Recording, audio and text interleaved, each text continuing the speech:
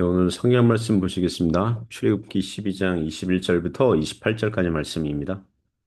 모세가 이스라엘 모든 장로를 불러서 그들에게 이르되 너희는 나가서 너희의 가족들 어린 양을 택하여 유월절 양으로 잡고 우슬초 묶음을 가져다가 그릇에 담은 피에 적셔서 그 피를 문 임방과 좌우 설주에 뿌리고 아침까지 한 사람도 자기 집 문 밖에 나가지 말라.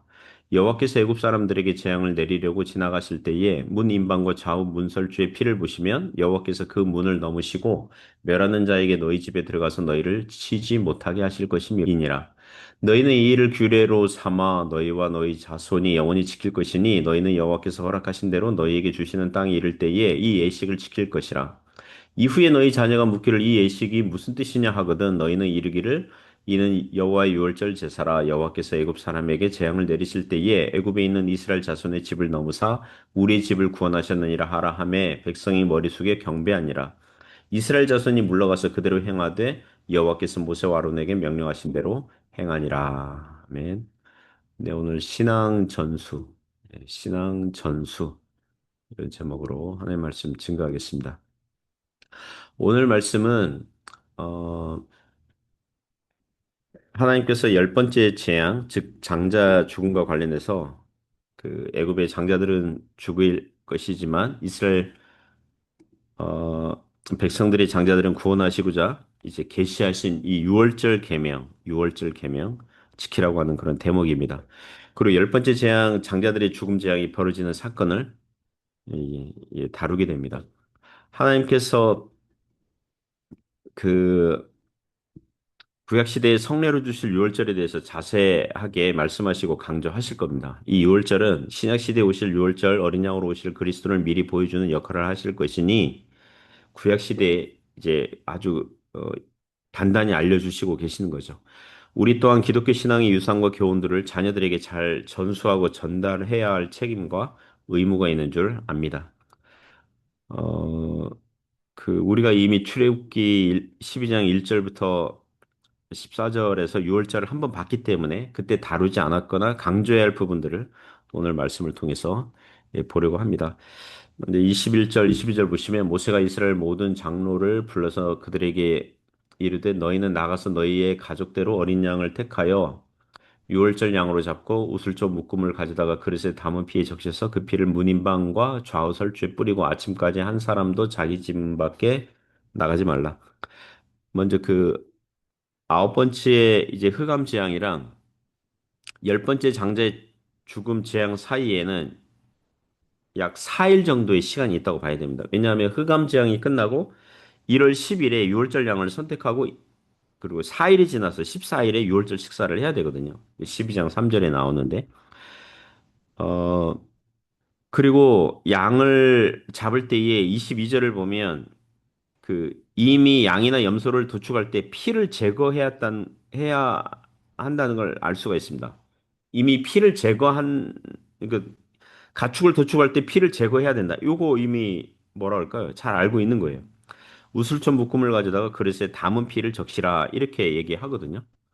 가죽의 피를 완전히 제거하라는 것은 나중에 레위기 그 율법에서 말씀하실 것이지만 가축을 도축할 때 피를 제거하는 문화와 습관이 이미 있었어요. 이집트나 고대 근동 지역에도 있었습니다. 이스라엘에게만 있는 게 아니라 다른 나라 그런 지역에도 있었습니다.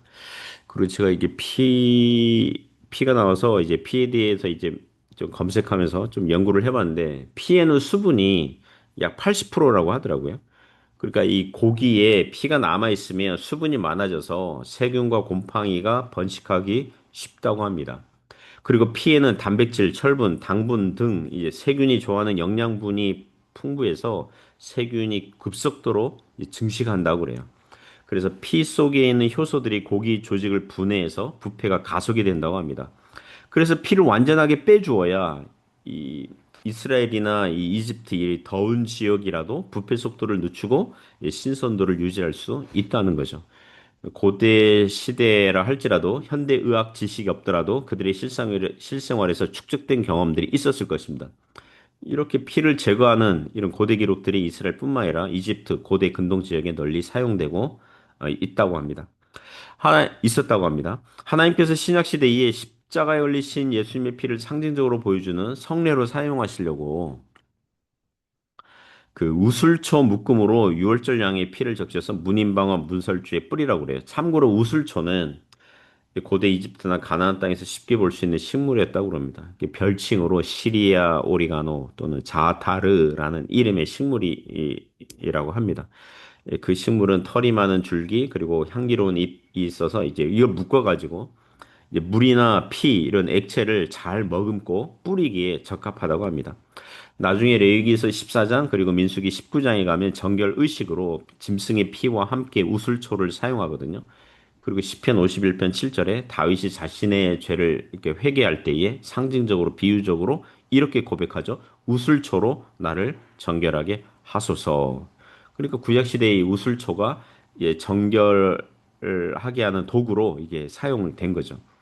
그리고 요한복음 19장 39절 보면 예수께서 십자가에 매달리셨을 때에 우슬초에 해면을 다 매달아 심포도주를 들이셨다 이런 구절이 나옵니다.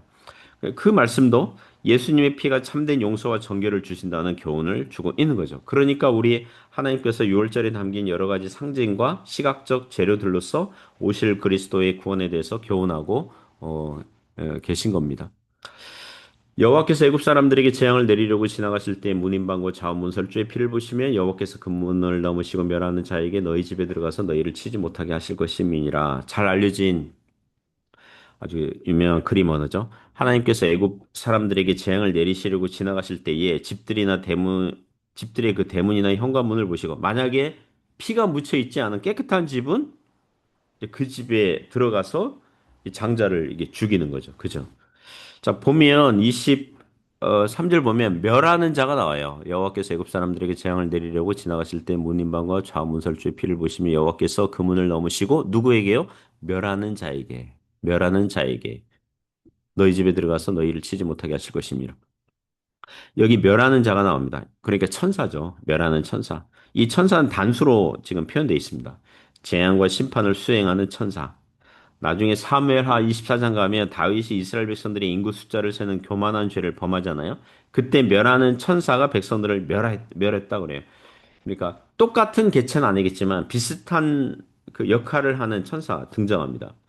그리고 요한계시록 14장에 가면 예리한 낫을 가진 천사가 믿지 않는 자들을 마치 포도송이들을 낫으로 잘라서 포도즙 틀에서 말들이 밟아가지고 이 심판이 충만하게 이루어지는 그런 사건 나오는데 그때도 심판하는 천사, 여기 멸하는 천사 이렇게 나와요. 그러니까 하나님의 명령을 따라서 심판을 이 천사들이 수행한다는 걸 알 수가 있습니다. 아무튼 멸하는 천사가 깨끗한 대문과 현관을 보면 이제 그 집에 들어가서 장자의 생명을 빼앗겠지만, 그죠?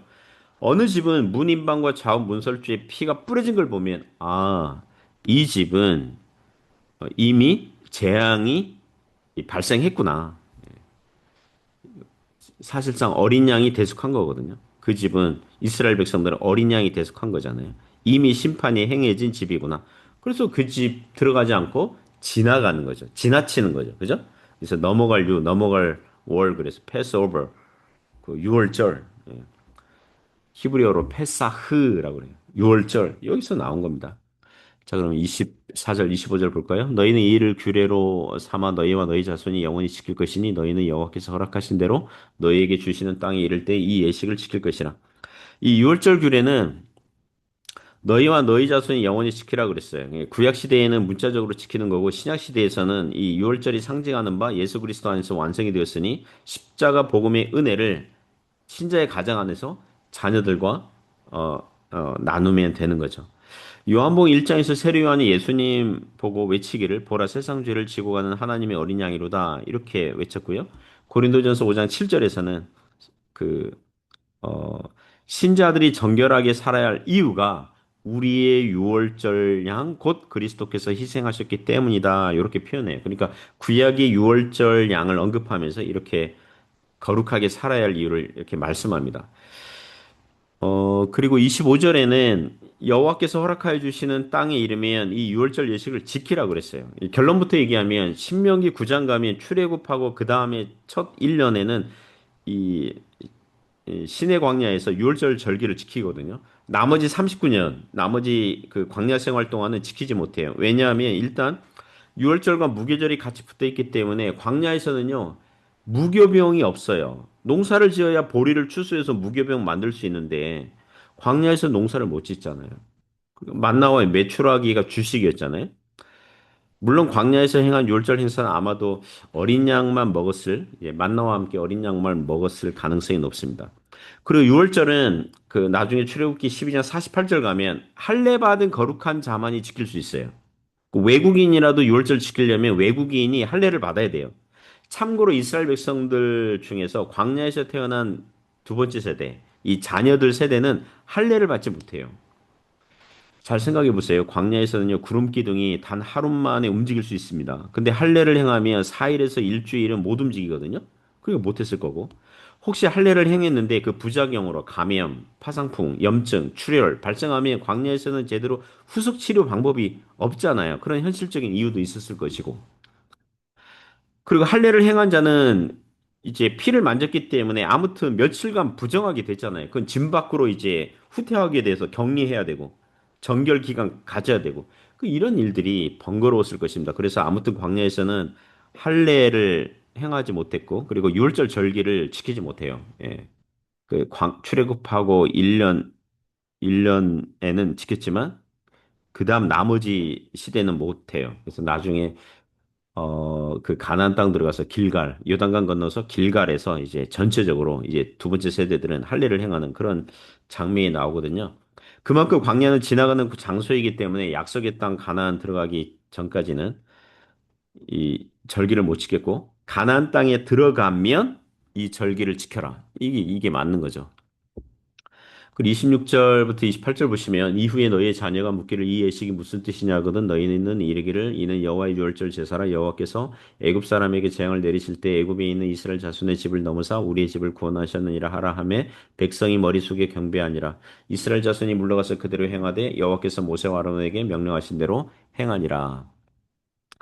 그 구약의 애굽에 내려진 열 가지 재앙들, 특히 마지막 장자 죽음 재앙과 관련된 이 유월절 절기, 이 구약 시대의 신자의 가정에서 부모가 자녀들에게 또 자녀들이 자신의 자녀들에게 두고두고 전해야 될 신앙의 유산, 예, 신앙 전수해야 될 그런 교훈, 이 사무라 그러는 거죠.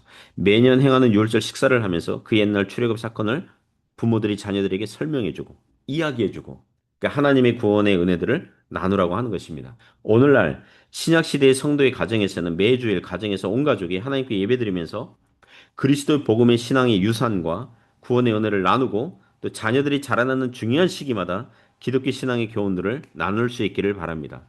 자녀들을 신앙으로 양육하기가 버겁고 힘들면 여러분 하나님께 은혜를 구하시기 바랍니다. 기도하시기 바랍니다. 하나님의 은혜를 구하시기 바랍니다. 하나님, 우리의 가정에 하나님의 은혜가 구원의 은혜가 넘치게 하여 주옵소서. 그렇게 해서 감당하게 하는 겁니다. 자녀 양육 쉽지 않습니다. 자녀들에게 신앙 전수 쉽지 않아요. 가만히 있으면 뭐 저절로 되는 거 아니에요. 인간 본성이 죄로 부패하고 오염되어 있기 때문에 아빠 엄마 나 교회 안 다닐래. 하나님 안 계신 것 같아. 내 마음대로 살 거야. 교회를 떠날 거야. 청소년 때, 청년 시절에 굉장히 많습니다. 굉장히 많아요.